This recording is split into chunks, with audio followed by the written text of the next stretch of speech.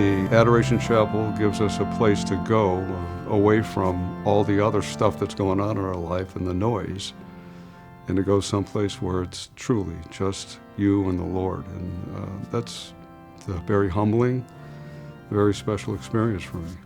It's a place where I feel peace, where I feel joy, where I know that regardless of what's in front of me, that Jesus is there, holding me, guiding me, and loving me. Well, how do we know God's will?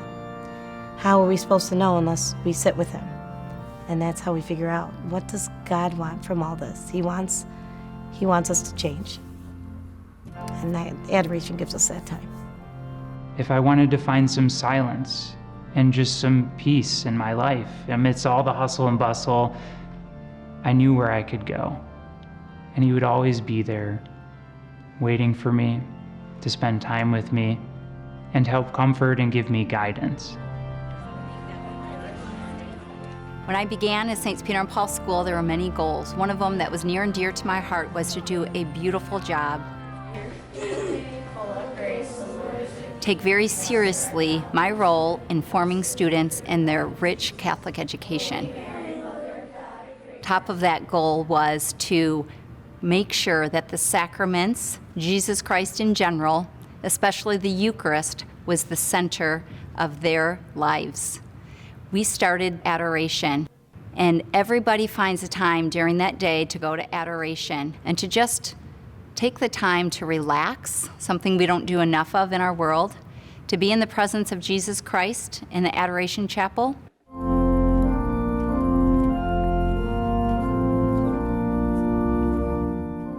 We receive First Communion because Jesus said, "Whoever eats this bread will live forever."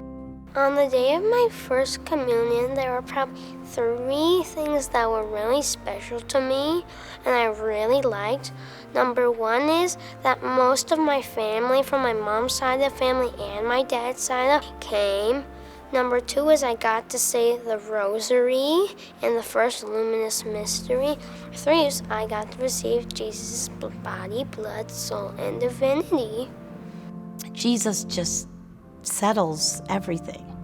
Like He settles it. So wherever we are at and our reason, it's kind of like He talks to us, like lets us know how to work with others, how to be patient, respectful.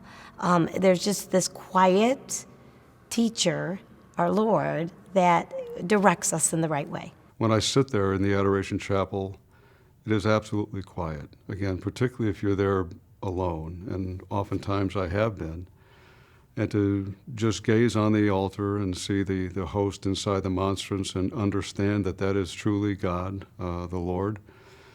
It's a very humbling experience. It's a very special experience. You have the opportunity to try to listen to what He's saying to you, but certainly take the opportunity to say what's on your mind, what's on my mind. I do that often, thinking of my wife, my kids, grandchildren, parents who are no longer with us. It's very special. And every day, for all 8 years of my seminary, and we had all kinds of formation, preparation for dealing with all kinds of situations, as you can imagine, that a priest deals with. But every day we had Eucharistic Adoration. And it was something that they stressed to us was essential to our life. So for the last 9.5 years, I've continued that practice.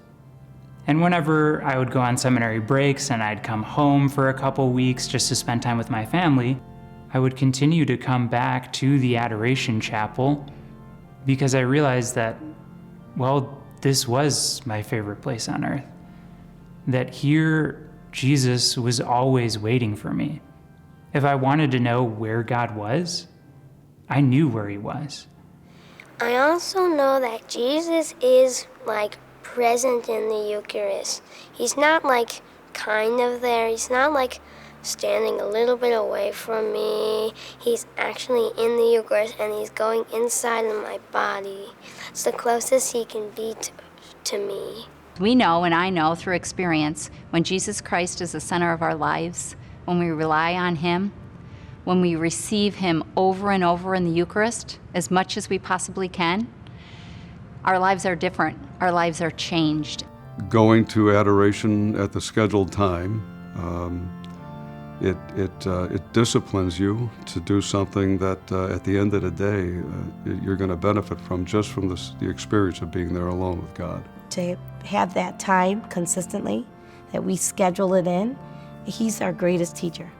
No matter if we teach everything, they get amazing grades and the smartest kids and the best GPA, and they don't know that Jesus is truly present in the Blessed Sacrament, I don't think they know anything.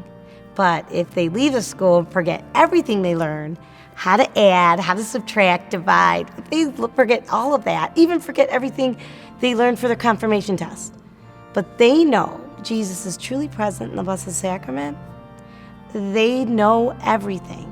They know what they need to know to get to heaven.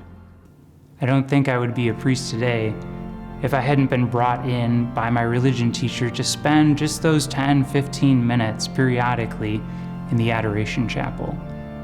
Because it was there that I really began to find the space, the silence, to listen to God, and then to be able to hear his voice and respond. God has a plan for each and every one of us, but unless we're truly listening and open and making that space to be with him, perhaps we might not be able to hear it. But we know that the plans that God has for us is always so much infinitely greater than we could ever plan for ourselves. And that is a great and beautiful thing that he invites us to.